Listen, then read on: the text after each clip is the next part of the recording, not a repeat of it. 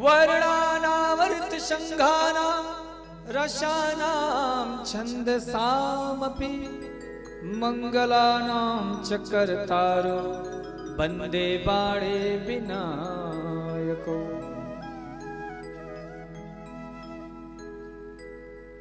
महाराज इस श्लोक में गणेश जी की और माता सरस्वती की वंदना करते हैं। क्यों?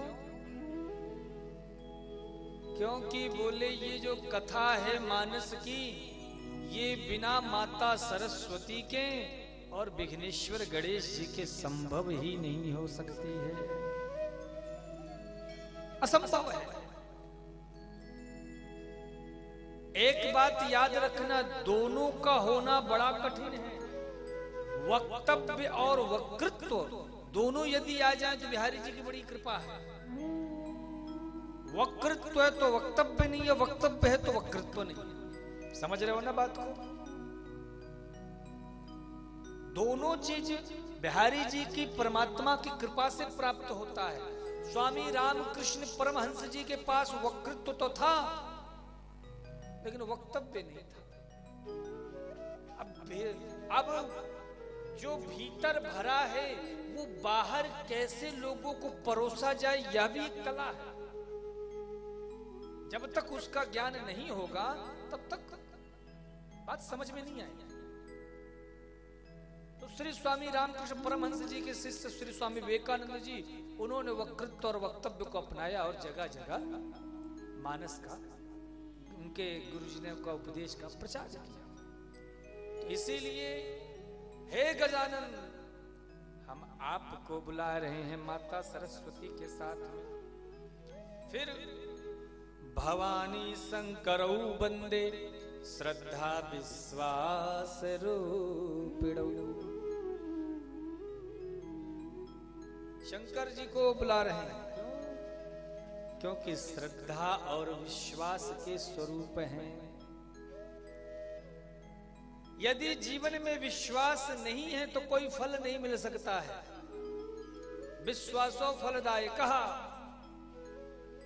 अगर आपके मन में श्रद्धा है महाराज, तो आप यहां बैठ करके राम कथा सुन रहे हो ना, और यदि आपके अंदर श्रद्धा और विश्वास का बीज है तो यहां बैठ करके इस कथा से जुड़ करके आप सीधे डायरेक्ट अयोध्या में बैठे राम जी तक पहुंच सकते हो।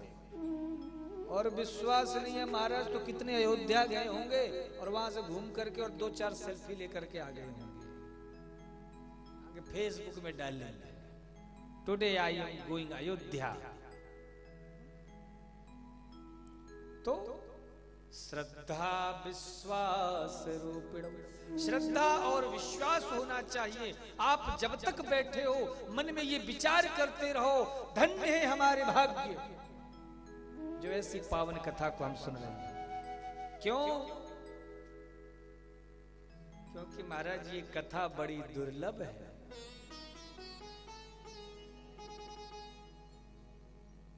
बहुत भाग्य उदय हुए होंगे। अच्छा एक बात बताओ कोरबा वालों, आपने ऐसा कौन सा काम किया है जिससे आपको ये कथा सुनने को मिल रही है? बताओ, क्या काम ऐसा कर दिया? कुछ अपने पुण्य याद करो।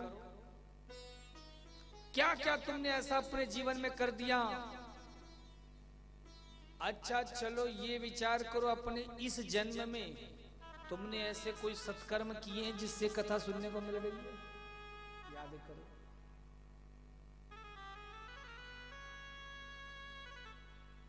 याद आ रहा है कुछ? भाग्योदयेन बहुजन्म समर्जितेन सत्संग मम चलभते पुरुषो यदा वै अज्ञान हेतु कृत मोह मदांधकार नाशम विधाय ही तदो दयते विवेका।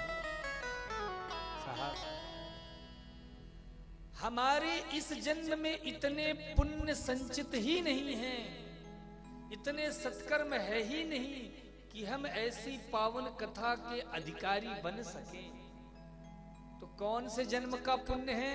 बोले बहु जन्म समर्जित है ना, एक दो जन्म का नहीं साहब, बहुत सारे जन्मों के पुण्य जब संचित हुए हैं तब जाकर के आज श्री श्री रविशंकर नगर में कपिलेश्वर महादेव के चरणों में बैठ करके और राम कथा में डुबकी लगाने का सौभाग्य पा रहे।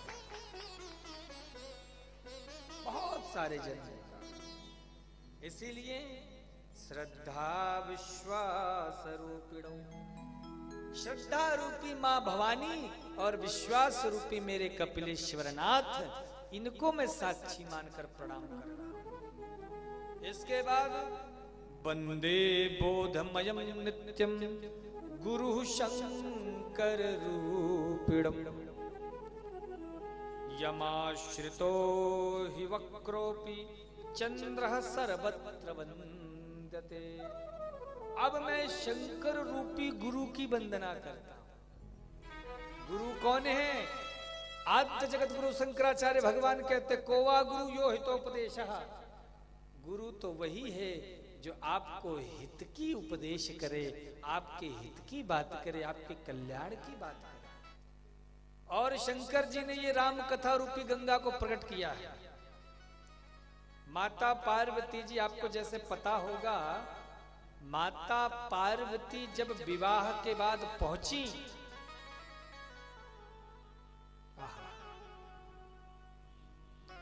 कैलाश,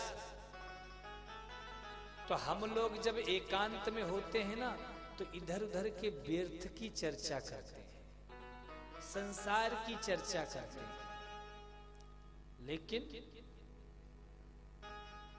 जब माता पार्वती और शंकर जी एकांत में होते हैं ना तो काम कथा नहीं, राम कथा की चर्चा होती है।